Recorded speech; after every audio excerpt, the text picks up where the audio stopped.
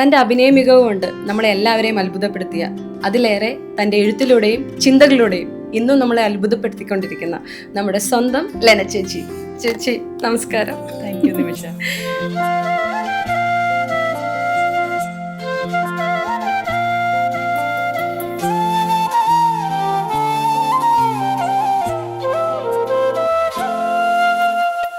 എൻ്റെ ശരീരം, എൻ്റെ മനസ്സ് എന്ന് നമ്മൾ പറയുമ്പോൾ അത് പറയുന്ന ആരാണ്? സോൾ. അപ്പോൾ സോൾ എന്താണ്? ബോധമുള്ള ഊർജമാണ് ജീവൻ.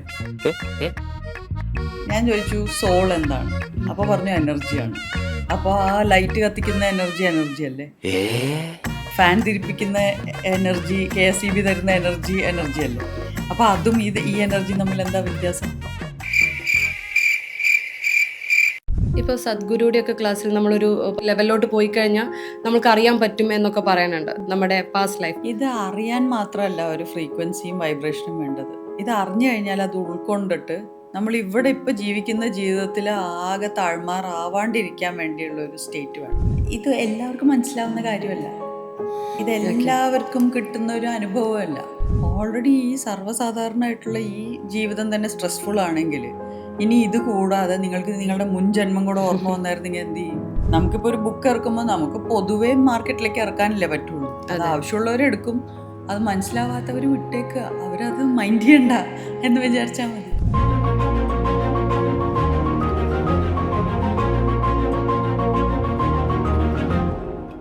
Hi, hello, welcome to Celluloid. This is Nimisha Ram. ഇന്ന് നമ്മുടെ കൂടെ വളരെ സ്പെഷ്യൽ ആയിട്ടുള്ള ഒരു ഗസ്റ്റാണുള്ളത്. തൻ്റെ അഭിനയ മികവ് കൊണ്ട് നമ്മളെ എല്ലാവരെയും അത്ഭുതപ്പെടുത്തിയ, അതിലേറെ തൻ്റെ എഴുത്തിലൂടെയും ചിന്തകളിലൂടെയും ഇന്നും നമ്മളെ അത്ഭുതപ്പെടുത്തിക്കൊണ്ടിരിക്കുന്ന നമ്മുടെ സ്വന്തം ലെന ചേച്ചി. ചേച്ചി നമസ്കാരം. താങ്ക് യു നിമിഷ. സുഖമായിരിക്കുന്നു? അതെ, വളരെ നന്നായിരിക്കുന്നു കാര്യങ്ങൾ. ഓക്കെ. സത്യം പറഞ്ഞാൽ ചേച്ചി ഇരിക്കുന്ന സമയത്ത് എനിക്ക് എവിടെ നിന്നാണ് സ്റ്റാർട്ട് ചെയ്യുന്നത് ഭയങ്കര കൺഫ്യൂഷനാണ്. ബിക്കോസ് ചേച്ചി എന്ന ആക്ട്രസിനെ നമ്മൾക്ക് എല്ലാവർക്കും അറിയാം, ഒരുപാട് ഇഷ്ടമാണ്. 25 വർഷത്തിലേറെ ഒരുപാട് കഥാപാത്രങ്ങൾ കൊണ്ട് നമ്മളെ വിസ്മയിപ്പിച്ച ഒരാളാണ്. അതിനുശേഷം ചേച്ചിയുടെ എഴുത്തുകളിലൂടെയാണ് അതിലേറെ അത്ഭുതപ്പെടുത്തിയത്. ചേച്ചിയുടെ ചിന്തയാണെങ്കിൽ ഒരു രക്ഷയില്ല, വേറെ ലെവൽ ഓഫ് ചിന്താഗതിയാണ്. അപ്പോൾ ലെന ചേച്ചി ഇപ്പോൾ എവിടെ എത്തി നിൽക്കുന്നു എന്ന് ഞാൻ ചോദിക്കുകയാണെങ്കിൽ അതിൻ്റെ ഉത്തരം എന്തായിരിക്കും? ഞാനിപ്പോൾ എൻ്റെ സെക്കൻഡ് ബുക്കിൻ്റെ ലോഞ്ചിലെത്തി നിൽക്കുന്നു. ബുക്കിന് വളരെ നല്ല പ്രതികരണം ഓൾറെഡി കിട്ടി തുടങ്ങി. ബുക്ക് ഇറങ്ങി 5 ദിവസത്തിനുള്ളിൽ മലയാളത്തിലെ സെക്കൻഡ് എഡിഷൻ്റെ 2ാം പതിപ്പിലേക്ക് പ്രിൻറ്റിന് കയറി. 2ാം പതിപ്പാണ് ഇപ്പോൾ മാർക്കറ്റിൽ അവൈലബിൾ ഉള്ളത്. ഉടനെ 3rd എഡിഷൻ അവർ പ്രിൻറ്റ് ചെയ്യും. അതുപോലെ ഇംഗ്ലീഷും സെക്കൻഡ് എഡിഷൻ പ്രിൻറ്റിലേക്ക് പോയി ഇറങ്ങുന്നതിന് മുമ്പ് തന്നെ. അപ്പോൾ ഈ ജൂൺ 29 അല്ലെങ്കിൽ 30 ബുക്ക് അവൈലബിൾ ആവുന്നത് മാർക്കറ്റിൽ. അപ്പോൾ അങ്ങനെയെല്ലാം. അതുപോലെ ഇപ്പോൾ ഈ പറയുന്ന പോഡ്കാസ്റ്റൊക്കെ കുറേ പേർക്ക് റീച്ച് ആവുന്നുണ്ട്, ഹെൽപ്പ് ആവുന്നുണ്ടെന്നൊക്കെ പറയുമ്പോൾ തന്നെ വളരെ സന്തോഷം. അതോടൊപ്പം അഭിനയ ക്യാരക്ടേഴ്സും നന്നായിട്ട് പോകുന്നു. ഇപ്പോൾ ഓപ്പറേഷൻ ത്രാൾ എന്ന് പറഞ്ഞ പടത്തിൽ അഭിനയിച്ചു.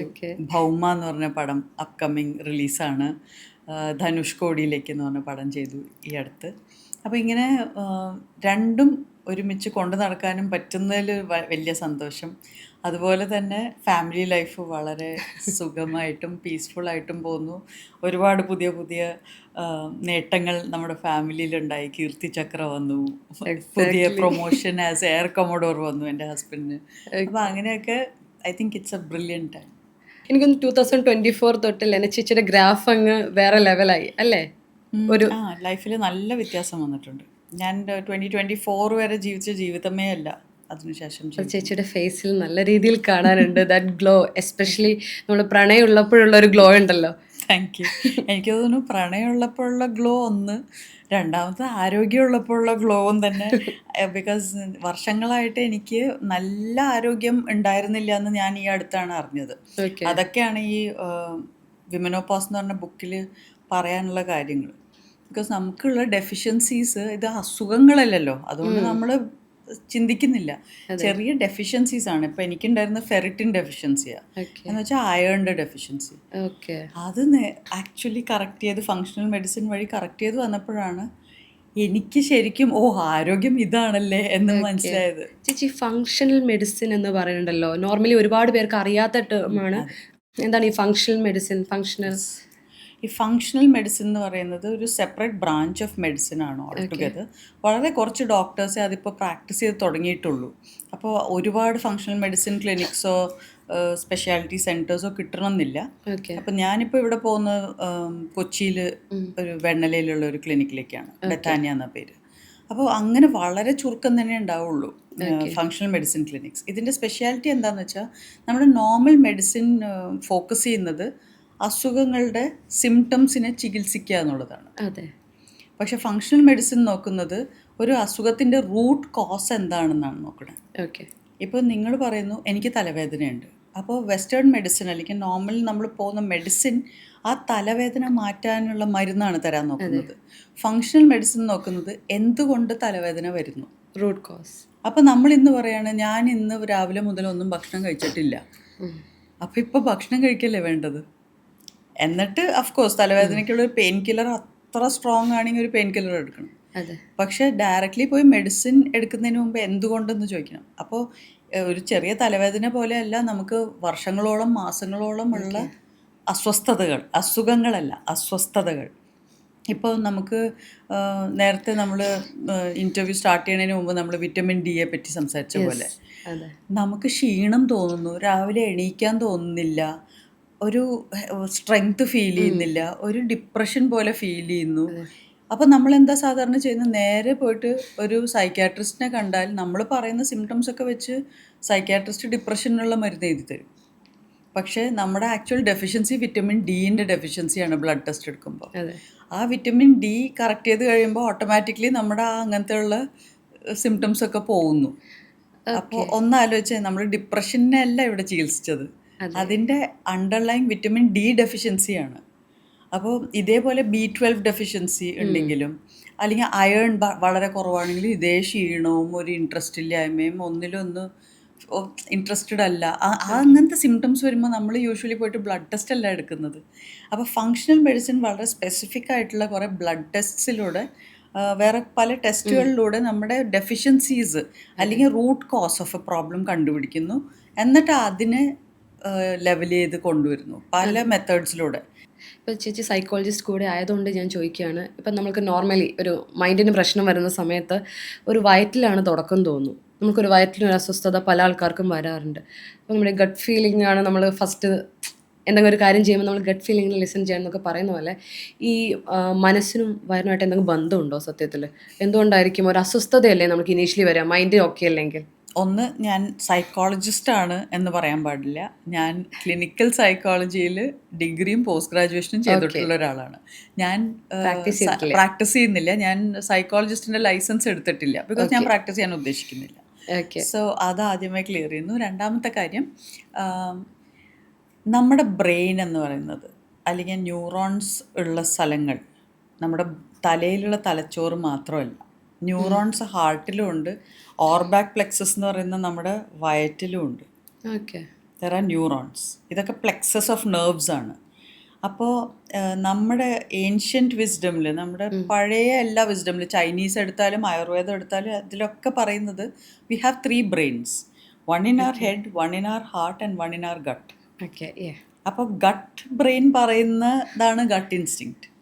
നമുക്കൊരു ഗട്ട് ഫീലിംഗ് വന്നു എന്ന് പറയുന്നത് അതൊരു ബ്രെയിൻ തന്നെയാണ്. It's A separate brain centre. നമ്മൾ ഇതിൽ ഏത് ലിസൺ ചെയ്യണം? നമ്മൾ മൂന്നും ലിസൺ ചെയ്യണം. ഇത് ഒരൊറ്റ കണക്ഷനാണ്, മൂന്നും കണക്റ്റഡ് ആണ് ത്രൂ നെർവ്സ്, ത്രൂ ആ സ്പൈനൽ കോഡ്. നമ്മുടെ സ്പൈനൽ കോഡിന്റെ മലയാളം എന്താണെന്ന് എനിക്ക് അറിയാത്തതുകൊണ്ടാണ് സ്പൈനൽ കോഡ് എന്നുള്ള വാക്ക് ഉപയോഗിക്കുന്നത്.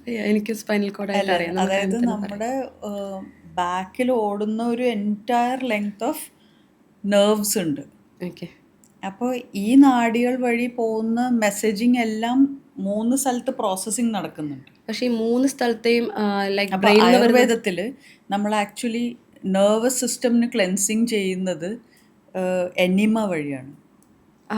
കഷായ വസ്തി എന്നൊക്കെ പറയുന്ന ആ പ്രോസസ്സിലൂടെയാണ് കഷായങ്ങളോ പല മെഡിസിൻസ് വെച്ചിട്ട് അവർ എനിമ നടത്തും. അതിലൂടെ ബ്രെയിനിലെ പല പ്രോബ്ലംസും ഇല്ലാതെ ആവും.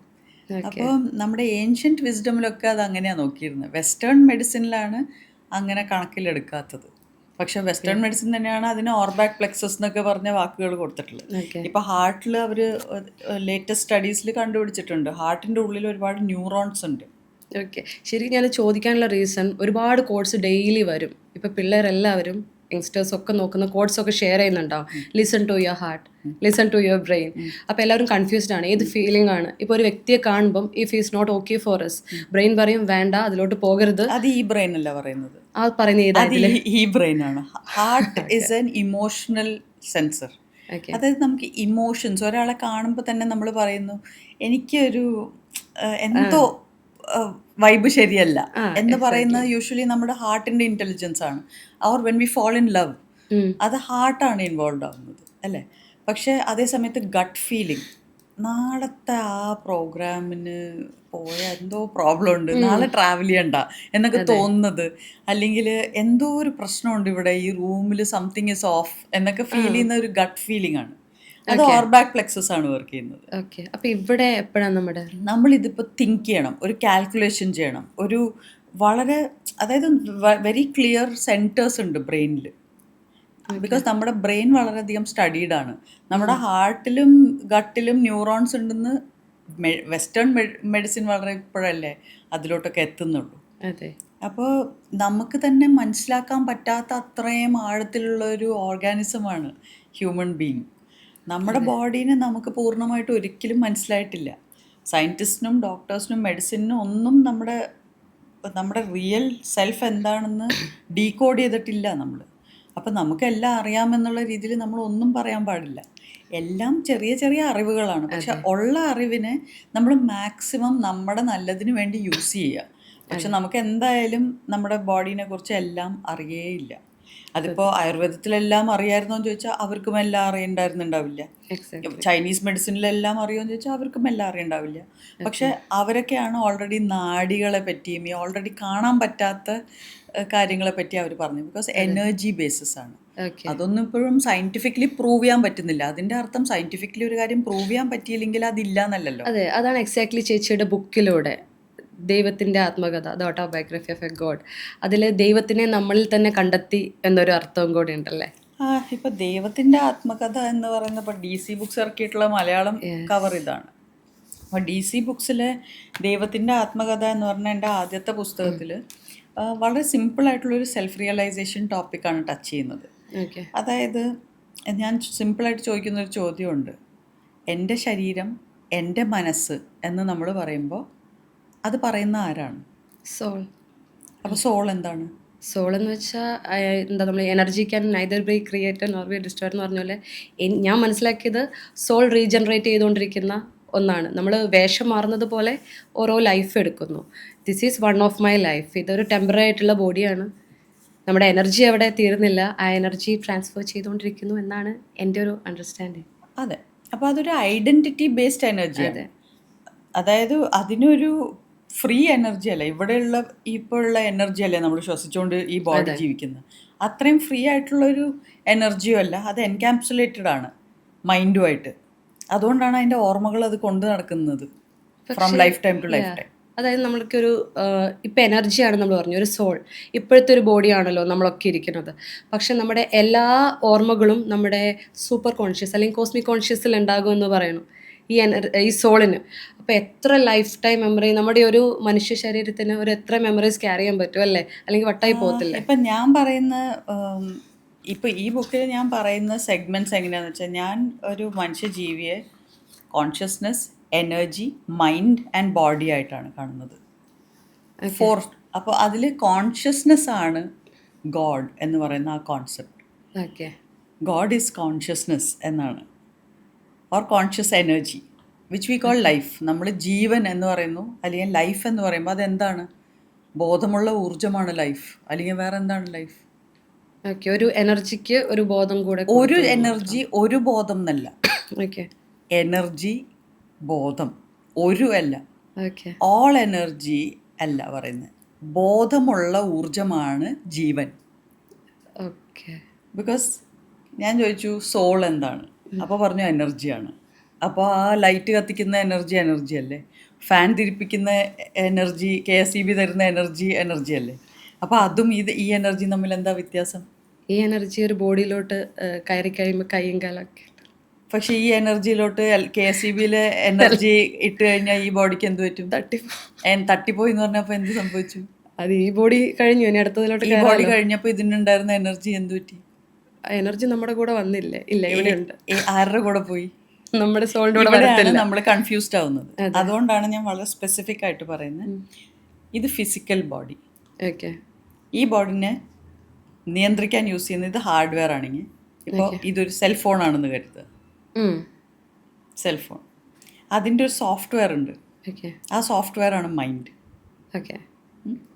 ഓർ ആ സോഫ്റ്റ്വെയർ പ്ലസ് എല്ലാ കളക്ഷൻസ് ഓഫ് മെമ്മറീസ് ഒന്നും പറയുന്നില്ല കേട്ടോ, ജസ്റ്റ് അതിനെ ചലിപ്പിക്കുന്ന, അതിനെ വർക്ക് ചെയ്യാൻ യൂസ് ചെയ്യുന്ന മൈൻഡ്. പിന്നെ ഉള്ളത് ഇതിനെ ആക്ടിവേറ്റ് ചെയ്യുന്ന എനർജി. ഇപ്പോൾ സെൽഫോണിൽ ബാറ്ററി ഇല്ലെങ്കിൽ ഇത് വർക്ക് ചെയ്യില്ല, ചാർജ് ചെയ്യണം ഇടയ്ക്കിടയ്ക്ക് അല്ലേ? KSEBയിലെ കണക്ഷനിലിട്ടിട്ടാണ് നമ്മൾ ചാർജ് ചെയ്യുന്നത്. ഓക്കെ. അപ്പോൾ എനർജി, നമ്മുടെ എനർജി എവിടെ നിന്നാണ് വരുന്നത്? പ്രാണവായു. നമ്മളിത് ശ്വസിച്ചുകൊണ്ടാണ് ജീവിക്കുന്നത്. അതുകൊണ്ട് നമുക്ക് വെള്ളത്തിൻ്റെ അടിയിൽ ജീവിക്കാൻ പറ്റാത്തത് ആസ് ഹ്യൂമൻ ബോഡി ഓക്കെ. അല്ലേ? ഒരു മീനിനിപ്പോൾ ടോട്ടലി ഡിഫറെൻ്റ് അല്ലേ, അത് വെള്ളത്തിൻ്റെ അടിയിൽ ജീവിക്കുന്നു. നമുക്കത് പറ്റുന്നില്ല. ഇവിടെ നമുക്ക് ഈ എയറിന്ന് കിട്ടുന്ന പ്രാണവായു വെച്ചിട്ടാണ് ഈ ബോഡി. ബിക്കോസ് അതൊരു കുറച്ച് ഒരു മിനിറ്റോളം വായ മൂക്കും പൊത്തിക്കഴിഞ്ഞാൽ കഴിഞ്ഞു അല്ലേ? എന്തു പറ്റി? എനർജി അകത്തോട്ട് പോയില്ല. അപ്പോൾ ബോഡി മൈൻഡ് എല്ലാം ഷട്ട് ഡൗൺ ആയി. ഓക്കെ. പക്ഷേ ബോഡി ഷട്ട് ഡൗൺ ആയി കഴിഞ്ഞാൽ അതിനെ തിരിച്ച് ഓണാക്കാൻ പറ്റില്ല. ഓക്കെ. പക്ഷേ energy is all over here. നമ്മൾ ഇവിടെയുള്ള ഈ എനർജീനെ ശ്വസിച്ചുകൊണ്ടാണ് ഈ ബോഡി ജീവിക്കുന്നത്. പക്ഷെ ഇതിനൊക്കെ ഉപരി നമ്മളാക്കുന്നതും ഈ KSEBയുടെ ഇലക്ട്രിസിറ്റിയിൽ നിന്നും ആ എനർജിയിൽ നിന്നും വ്യത്യാസപ്പെടുത്തുന്നതും ബോധമാണ്. നമുക്കുള്ള കോൺഷ്യസ്നെസ്, നമുക്ക് ഞാൻ എന്ന ബോധം, നമുക്ക് വേറെ എന്ന ബോധം, അതിനൊക്കെ ഡിഫറൻഷിയേറ്റ് ചെയ്യാനുള്ള കഴിവ്, എല്ലാം തിരിച്ചറിയാനുള്ള ആ കഴിവൊക്കെ ബോധത്തിൽ നിന്നാണ്. ഓക്കെ. അതുകൊണ്ടാണ് പറഞ്ഞത് വി ആർ 4 കോമ്പോണൻസ്. ഏതൊരു വ്യക്തിനെ എടുത്താലും ശരീരം, മനസ്സ്, ബോധമുള്ള ഊർജം. ചേച്ചിയുടെ ബുക്ക് വായിച്ചപ്പോഴും ചേച്ചി മുന്നേ പറഞ്ഞ സ്റ്റേറ്റ്മെൻറ്റ്സിലും പാസ്റ്റ് ലൈഫിനെ കുറിച്ചൊക്കെ ഒരുപാട് പറയാനുണ്ട്. നമ്മൾ സൈക്കോളജിയിലും ഓരോ ഇത് വരുമ്പം പാസ്റ്റ് ലൈഫ് റിഗ്രഷൻ ഇതിനെക്കുറിച്ചൊക്കെ ഒരുപാട് ആർട്ടിക്കിൾസ് വന്നിട്ടുണ്ട്. പക്ഷെ ഇതൊന്നും സയൻറ്റിഫിക്കലി പ്രൂവൻ അല്ല, ആരും അംഗീകരിക്കാറുമില്ല. അപ്പോൾ ചേച്ചിയുടെ അനുഭവത്തിൽ നിന്ന് ആരും അംഗീകരിക്കാറില്ല എന്ന് പറയാൻ അംഗീകരിക്കുന്ന ഒരു പറ്റില്ല. വിഭാഗമുണ്ട്. ഒരു വിഭാഗം, വേറൊരു വിഭാഗം ആൾക്കാർ പറയുന്നത് നമുക്കിത് സയൻറ്റിഫിക്കലി പ്രൂവ് ചെയ്താൽ മാത്രമേ ഞങ്ങളത് വിശ്വസിക്കുകയുള്ളൂ. അപ്പോൾ ആയിക്കോട്ടെ, സയൻസ് എന്തെങ്കിലും അത് പ്രൂവ് ചെയ്യാൻ പറ്റുകയാണെങ്കിൽ പ്രൂവ് ചെയ്യട്ടെ, അതെ. ഇല്ലെങ്കിലും അതിനെ പക്ഷെ എനിക്ക് തോന്നുന്നു ഒരാൾക്ക് അറിയാൻ സമയമായെങ്കിൽ നമ്മളിലോട്ട് എത്തുന്നതാണ്. എനിക്കൊരു അറിയാൻ സമയമായെങ്കിൽ ഇതിലൊക്കെ ഇൻട്രസ്റ്റും വരും. അതെ, എനിക്ക് 2-3 ഇയേഴ്സ് ബാക്കാണ് ഞാൻ ഇതിനെപ്പറ്റി റിസർച്ച്. അതുവരെ എനിക്ക് ഇങ്ങനത്തെ ഒരു ഐഡിയ ഇല്ല. ഞാൻ പറഞ്ഞ പോലെ ഒരു പാസ്റ്റ് ലൈഫ് എന്താണെന്നോ പാസ്റ്റ് ലൈഫ് റിഗ്രഷൻ എന്താണ്, ഇതിനൊരു ദൈവികമായൊരു വശമുണ്ടെന്നോ ഒന്നും അറിയത്തില്ല. പക്ഷേ ലെന ചേച്ചി മുന്നത്തെ ജന്മത്തിൽ ഐ ഗസ് 1963 1860 അല്ല, ഇയർ കൃത്യമായിട്ട് എനിക്ക് അങ്ങനെ ഒരു Okay, year year പക്ഷെ ഒരു ഇതല്ല. monk ആയിരുന്നു. 63 ഇയർ ഓൾഡ് ആയിരുന്നു മരിക്കുമ്പോൾ. ഓക്കെ. അപ്പം അത് റിയലൈസ് ചെയ്തൊരു നിമിഷം ഈ പറയുന്ന തെറാപ്പി എടുത്തിട്ടാണോ? അല്ല, സ്പോണ്ടേനിയസ്ലി ഒരു മെഡിറ്റേഷനിൽ ഞാൻ ഇതിനുള്ളൊരു ഓക്കെ. ചോദ്യം ചോദിച്ച് അതിൽ മെഡിറ്റേറ്റ് ചെയ്തപ്പോൾ എനിക്ക് കിട്ടിയ ഒരു വിഷൻ പോലെയാണ്. ഇപ്പോൾ സദ്ഗുരുവിൻ്റെയൊക്കെ ക്ലാസ്സിൽ നമ്മളൊരു പെർട്ടിക്കുലർ എനിക്കത് കറക്റ്റ്ലി ഓർമ്മ കിട്ടുന്നില്ല, അതിൽ നമ്മളൊരു ലെവലിലോട്ട് പോയി കഴിഞ്ഞാൽ നമുക്ക് അറിയാൻ പറ്റും എന്നൊക്കെ പറയാനുണ്ട് നമ്മുടെ പാസ്റ്റ് ലൈഫ്. പക്ഷെ അതിനൊക്കെ ഒരു ഫ്രീക്വൻസി, ഒരു ലെവൽ ഓഫ് വൈബ്രേഷനൊക്കെ വേണം, എന്നാൽ മാത്രമേ അറിയാൻ പറ്റുള്ളൂ. ഇത് അറിയാൻ മാത്രമല്ല ഒരു ഫ്രീക്വൻസിയും വൈബ്രേഷനും വേണ്ടത്. ഇത് അറിഞ്ഞു കഴിഞ്ഞാൽ അത് ഉൾക്കൊണ്ടിട്ട് നമ്മൾ ഇവിടെ ഇപ്പോൾ ജീവിക്കുന്ന ജീവിതത്തിൽ ആകെ താഴ്മാറാവാണ്ടിരിക്കാൻ വേണ്ടിയുള്ള ഒരു സ്റ്റേറ്റ് വേണം. ഓക്കെ. ബിക്കോസ് എല്ലാവർക്കും ഒരു അറിവ് വന്നു കഴിഞ്ഞാൽ അത് താങ്ങാൻ പറ്റണമെന്നില്ല. നമ്മുടെ ഇപ്പോഴത്തെ സാധാരണ ഒരു ദിവസത്തിൽ നടക്കുന്ന കാര്യം തന്നെ താങ്ങാൻ വയ്യാത്ത ആൾക്കാരാണ് മിക്കവരും. അവർ പറയുന്നത് സ്ട്രെസ്ഫുള്ളാണ്, എൻ്റെ ലൈഫ് സ്ട്രെസ്ഫുള്ളാണ്, എൻ്റെ ജോലി സ്ട്രെസ്ഫുള്ളാണ്, എൻ്റെ ഫാമിലി ലൈഫ് സ്ട്രെസ്ഫുള്ളാണ്. ഓൾറെഡി ഈ സർവ്വസാധാരണമായിട്ടുള്ള ഈ ജീവിതം തന്നെ സ്ട്രെസ്ഫുൾ ആണെങ്കിൽ ഇനി ഇത് കൂടാതെ നിങ്ങൾക്ക് നിങ്ങളുടെ മുൻ ജന്മം കൂടെ ഓർമ്മ വന്നായിരുന്നെങ്കിൽ എന്ത് ചെയ്യും? അതെ. അപ്പോൾ അതുകൊണ്ടാണ് അത് സ്പിരിച്വലി മെച്യൂർ ആവുന്ന ഒരാൾ ഗ്രാജുവലി അയാൾക്ക് ഈ ലൈഫ് ടൈം സ്ട്രെസ്ഫുൾ അല്ലാതെ ആവും. അയാളുടെ സ്പിരിച്വൽ പ്രാക്ടീസ് കാരണം, മെഡിറ്റേഷൻ കാരണം, അയാളുടെ അറിവ് കാരണം. അപ്പോൾ ഈ ലൈഫേ സ്ട്രെസ്ഫുൾ അല്ല, ഈ ലൈഫിൽ ചെയ്യേണ്ട കാര്യങ്ങളൊക്കെ ഏകദേശം ഇൻ ഓർഡറാണ്, ഒന്നും പെൻഡിങ് അല്ല, ഒരുപാട് കൺഫ്യൂഷൻസ് ഇല്ല, കാര്യങ്ങളൊക്കെ മനസ്സിലായി. എന്നാലേ പ്രീവിയസ് ലൈഫിൻ്റെ മെമ്മറീസ് ഓപ്പൺ അപ്പ് ആവുള്ളൂ. അല്ലെങ്കിൽ നിങ്ങൾക്കത് താങ്ങാൻ കഴിയില്ല. യെസ്. ഇപ്പം മെമ്മറീസ് ഓപ്പൺ അപ്പ് ആയില്ലെങ്കിൽ പോലും നമുക്കൊരു പാസ്റ്റ് ലൈഫ് ഉണ്ടെന്ന് പറയുന്നു. അത് സ്ക്രിപ്റ്റഡ് ആണ് നമ്മുടെ ഓരോ ലൈഫും. ഒന്നും സ്ക്രിപ്റ്റഡ് അല്ല. ഇത് മെമ്മറീസ് എന്ന് പറയുന്നത് അല്ല, ഓരോ ലൈഫും സ്ക്രിപ്റ്റഡ് ആണോ എന്നാണ്. അല്ല, സ്ക്രിപ്റ്റഡ് അല്ല. അതായത് നമ്മൾ ജീവിച്ചു പോയതിന് നമ്മൾ ജീവിച്ചുകൊണ്ട് പോവുകയാണ്. So this is all becoming A particular, എന്താ പറയുക, ഒരു റിയാലിറ്റി. ഇപ്പോൾ നിമിഷ എക്സ്പീരിയൻസ് ചെയ്യുന്ന ഒരു റിയാലിറ്റി ഉണ്ട്. ആ റിയാലിറ്റി അല്ല തൊട്ടപ്പുറത്തെ ആള് എക്സ്പീരിയൻസ് ചെയ്യുന്നത്. അയാളുടെ എക്സ്പീരിയൻസേ അല്ല അത്. അപ്പോൾ നമ്മൾ പറയുന്ന പല കാര്യങ്ങളും മറ്റുള്ളവർക്ക് യോജിപ്പുണ്ടാവണമെന്നേ ഇല്ല. അവർക്കത് മനസ്സിലാവുന്നുമില്ല. നമുക്ക് അവർ ജീവിക്കുന്ന രീതി നമുക്ക് മനസ്സിലാവുന്നില്ല. ബിക്കോസ് എല്ലാവരും പല ഫ്രീക്വൻസീസിൽ വൈബ്രേറ്റ് ചെയ്യുന്ന ബോധമുള്ള ഊർജ്ജമാണ്. നമ്മളെല്ലാവരും ഒരേ ബോധമുള്ള ഊർജ്ജമാണ്. വിച്ച് മീൻസ് ബോധമുള്ള ഊർജ്ജം എന്ന് ഞാൻ പറയുമ്പോൾ I mean Jeevan, life. Life എന്താണെന്ന് ചിന്തിച്ച് നോക്കിയിട്ടുണ്ടോ? പ്രാണൻ എന്താണ്? ഇറ്റ് ഈസ് കോൺഷ്യസ് എനർജി, ബോധമുള്ള ഊർജ്ജം. പക്ഷേ നമ്മളെല്ലാവരും ഒന്നാണെങ്കിൽ എന്തുകൊണ്ട് ലെന ഇങ്ങനെ ഇരിക്കുന്നു, നിമിഷ അങ്ങനെ ഇരിക്കുന്നു, ലെന ഇങ്ങനെ ചിന്തിക്കുന്നു, നിമിഷ അങ്ങനെ ചിന്തിക്കുന്നു, വേറൊരാൾ വേറെ രീതിയിൽ ചിന്തിക്കുന്നു? എങ്ങനെ ആ വ്യത്യാസം വന്നു? അത് ഫ്രീക്വൻസിയാണ്. നമ്മൾ ഏത് ഫ്രീക്വൻസിയിൽ വൈബ്രേറ്റ് ചെയ്യുന്ന ബോധമുള്ള ഊർജ്ജമാണെന്ന് ഡിപ്പെൻഡ് ചെയ്തിരിക്കും. ഓക്കെ. അല്ലെങ്കിൽ നമ്മളെല്ലാവരും ഒന്നാണ് ആസ് എനർജി ആൻഡ് കോൺഷ്യസ്നസ്. ബോധമുള്ള ഊർജ്ജമാണ് നമ്മളെല്ലാവരും. നമ്മുടെ എല്ലാം ജീവൻ ഒന്നല്ലേ. നമ്മുടെ എല്ലാവരുടെയും മൂക്കും വായം പൊത്തി കഴിഞ്ഞാൽ നമ്മളെല്ലാവരും മരിക്കും, ആരാണെങ്കിലും. പക്ഷെ നമ്മൾ ഈ ലൈഫ് എന്ന് പറയുന്ന സാധനത്തിനെ എങ്ങനെ എക്സ്പീരിയൻസ് ചെയ്യുന്നു എന്നുള്ളത് നമ്മൾ വൈബ്രേറ്റ് ചെയ്യുന്ന ഫ്രീക്വൻസി അനുസരിച്ചിരിക്കും. ആ ഫ്രീക്വൻസിനെ നമുക്ക് തന്നെ മാറ്റാം. നമ്മുടെ ചിന്തകൾ മാറ്റി നമ്മുടെ പ്രവർത്തികൾ മാറ്റിയാൽ നമ്മുടെ എനർജി മാറും. അല്ലെങ്കിൽ മെഡിറ്റേഷനും പല പ്രാണായാമ, യോഗ, മെഡിറ്റേഷൻ, അങ്ങനത്തെ സെഗ്മെൻറ്റ് ഓഫ് കാര്യങ്ങൾ ചെയ്താൽ, ഇപ്പോൾ ക്രിസ്റ്റൽസ് യൂസ് ചെയ്തു, പല എനർജറ്റിക് പ്രോസസ്സസ് ഉണ്ട്. ആ എനർജി മാറ്റിയാലും നമ്മുടെ റിയാലിറ്റി മാറും, നമ്മുടെ മൈൻഡ് മാറും, നമ്മുടെ ബോഡി മാറും. ഓക്കെ. ഇപ്പോൾ ചേച്ചിയുടെ ബുക്കിൽ പറയുന്നുണ്ടായിരുന്നു ഒരു മരച്ചുവട്ടിലിരുന്ന സമയത്ത് വന്ന ഒരു തോട്ട്, ഒരു പർട്ടിക്കുലർ തോട്ടിനെ കുറിച്ച്. അത് കഴിഞ്ഞിട്ട് ഈ ചേച്ചി ബ്ലാങ്ക് ആയിരുന്നു, ആരോടൊന്നും ഷെയർ ചെയ്യാൻ തോന്നിയിട്ടില്ല എന്ന്. ആ ടൈമിൽ I guess you are on previous relationship. അതിപ്പോൾ ഷെയർ ചെയ്തിട്ടുണ്ടായിരുന്നു ഇങ്ങനെ വന്ന എക്സ്പീരിയൻസ്? അതെ, ഞാൻ എൻ്റെ ഫസ്റ്റ് മാരേജിൽ എൻ്റെ ഫസ്റ്റ് ഹസ്ബൻഡിൻ്റെ അടുത്ത് ഞാനിത് പറഞ്ഞപ്പോഴാണ് ഇതൊന്നും റിലേറ്റബിൾ ആയില്ല. അപ്പോഴാണ് ഇത് ആകെ ഒരു പ്രോബ്ലം ആയത്. പിന്നെ ഫാമിലി ഇടപെട്ടു, പിന്നെ അവർക്കൊന്നും മനസ്സിലാവുന്നില്ല ഞാൻ പറയുന്നത്. അപ്പോൾ ഇവർ പറഞ്ഞു you need to get psychiatric help. Okay. Because ഇതെല്ലാവർക്കും മനസ്സിലാവണമെന്നില്ലല്ലോ സ്പിരിച്വാലിറ്റി. ഇപ്പൊ ആദ്യമായിട്ട് ഞാൻ ഇതിനെ പറ്റി സംസാരിച്ചപ്പോൾ ഒരുപാട് ട്രോളും പ്രശ്നങ്ങളും ഉണ്ടായത് ഇതേ കാരണം. സെയിം കാര്യം വീണ്ടും റിപ്പീറ്റ് ആയി.